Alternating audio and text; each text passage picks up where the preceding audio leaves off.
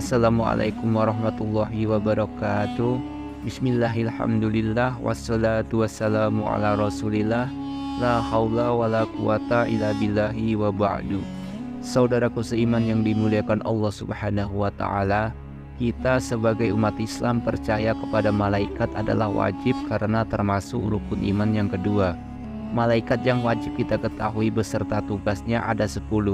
Namun jumlah malaikat sebenarnya banyak sekali dan hanya Allah Azza wa Jalla yang mengetahui jumlahnya. Dalam 10 malaikat yang wajib kita ketahui ada yang bernama Israel.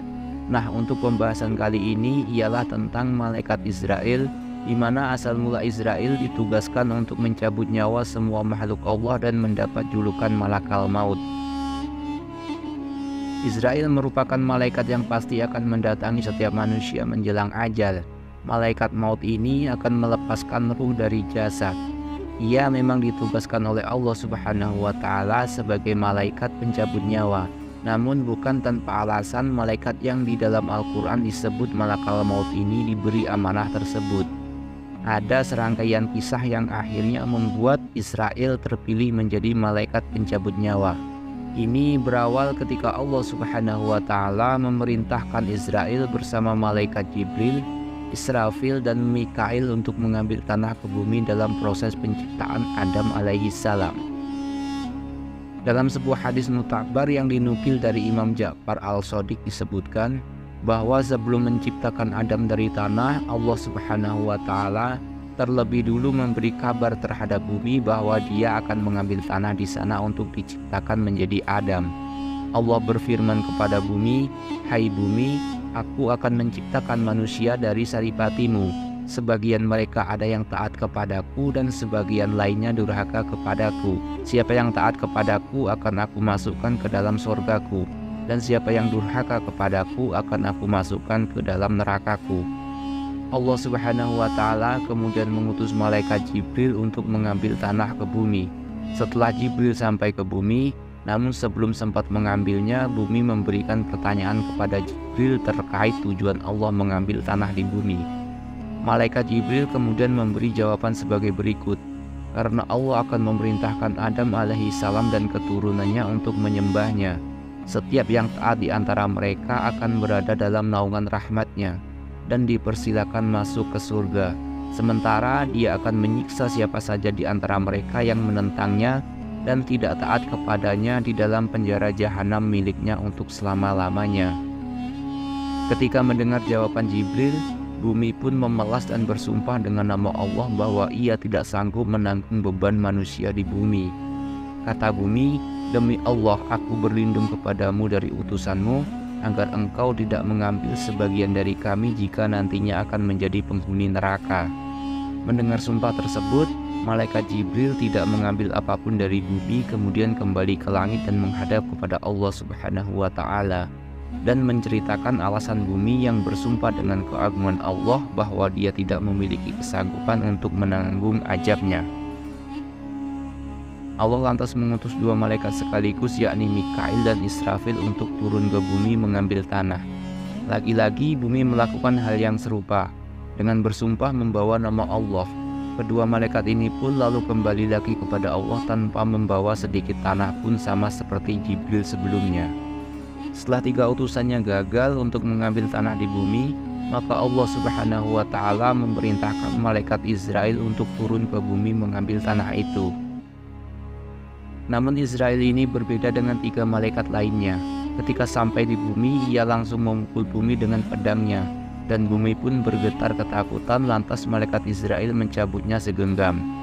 Meski bumi sudah bersumpah atas nama Allah, namun ia tetap mengambil tanah seraya berkata, "Aku takut menyalahi perintah Allah. Aku sama sekali tidak akan melanggar perintah Tuhanku, walau dengan segala perendahan darimu." Ketika Israel mengambil paksa mencabut sebagian dari bumi, bumi pun menangis merasa kehilangan. Kemudian tanah itu dibawa menghadap Allah Subhanahu wa Ta'ala. Lalu Allah berfirman kepada Israel, "Mengapa engkau tidak mengikuti sumpahnya bumi?"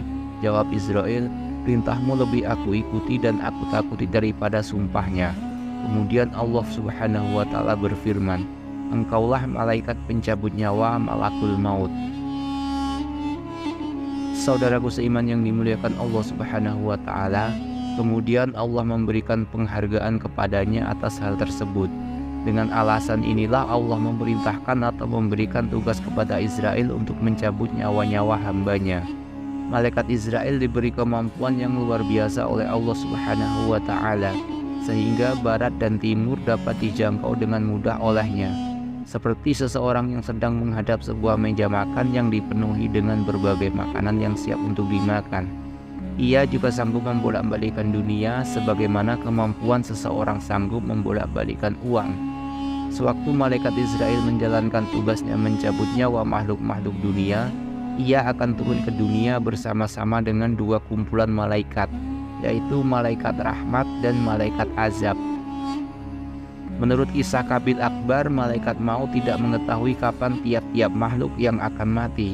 Dikatakan olehnya, Allah telah menciptakan sebuah pohon di Sidrat Al-Muntaha di bawah arsy yang mana jumlah daunnya sama banyak dengan bilangan makhluk yang Allah ciptakan. Jika satu makhluk itu telah diputuskan ajalnya, ketika umurnya tinggal 40 hari dari hari yang diputuskan, maka jatuhlah daun itu kepada malaikat maut.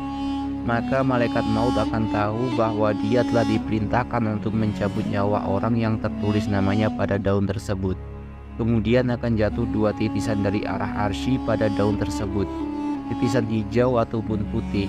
Jika hijau menandakan bakal si mayat akan mendapat celaka, sementara putih menggambarkan dia akan mendapat kebahagiaan.